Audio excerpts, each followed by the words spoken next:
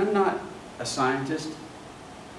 I just love science, and I think, I'm not real sure, but I think it started when I was a kid because my mom took me and my best friend to a strip mall, and it had a bunch of games there. You could play and win prizes, you know, and so Randy and I were walking into the strip mall, and immediately all the little kids had to get balloons tied to their wrists, but we were, even being little kids, we were a little too cool for balloons, so we were like, no, I don't think we're going to get balloons.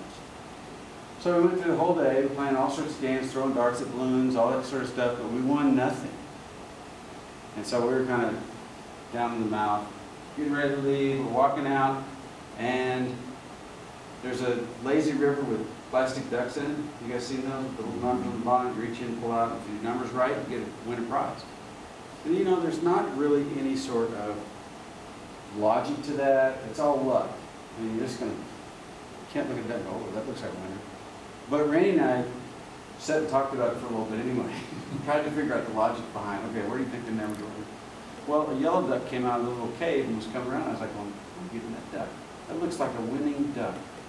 And so I was just about ready to reach for it, and Randy said, I'm getting that duck. I said, no, that's my duck. He said, no, I'm getting the duck. And by that time, it was pretty much past me. So Randy reached in, grabbed the yellow duck, and I just picked up the blue one behind it. And Randy won. He didn't win like a pencil with a Goofy eraser on it or something like that. And you'd be like, oh, that, you know, just give me the balloon. He didn't win something like that. He won a chemistry set.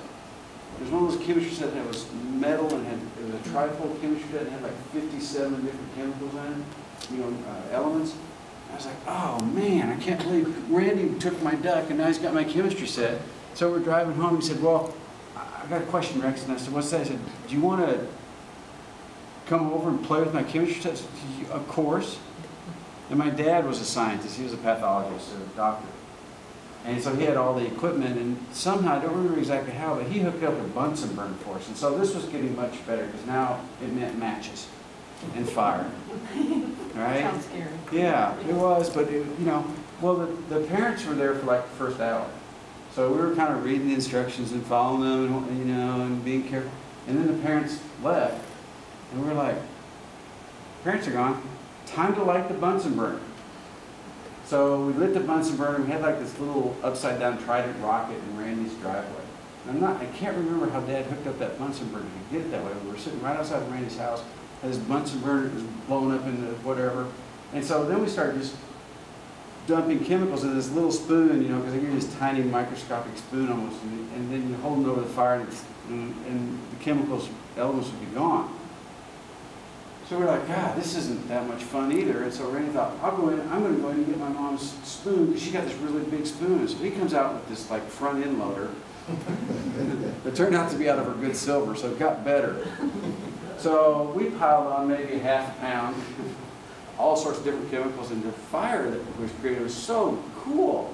I mean, you had like orange flame and green flame and blue and yellow smoke and red smoke. It was just like, wow. And then all of a sudden, the whole entire bowl of the spoon kind of is engulfed in this ball of flame. It was just flaming. Randy's sitting there holding in the Bunsen. You know what we learned that day about holding a metal spoon in a Bunsen burner?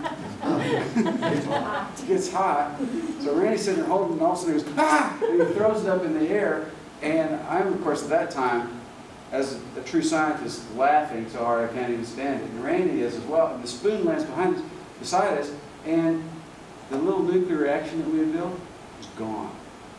I'm like, wow, disintegrated. That is so cool. We actually are scientists. But then we looked up on his roof, and his roof had become involved in our experiment, and it actually sort of exploded, and so the little fire flew all over the roof. After the fire trucks left, and the smoke damage was repaired, I took a several-year hiatus from experimentation. And I was basically banned from matches for my entire life. But I will tell you, there is nothing better in the world for a little boy than matches, fire trucks, and even the smoke damage. Randy also lost his chemistry set because his dad threw it in the trash. That's how I really got involved in science. But now, I'd like to show you an experiment. And this experiment is really, really cool. And I would just tell you, don't try this at home. You know, some of the stuff is really scary, and those of us who are professional and trained, we can do it. But this experiment, to me, shows why it is we fail at presentation, at expressing our ideas and getting people to remember our ideas, why we fail at that so often and so completely. So,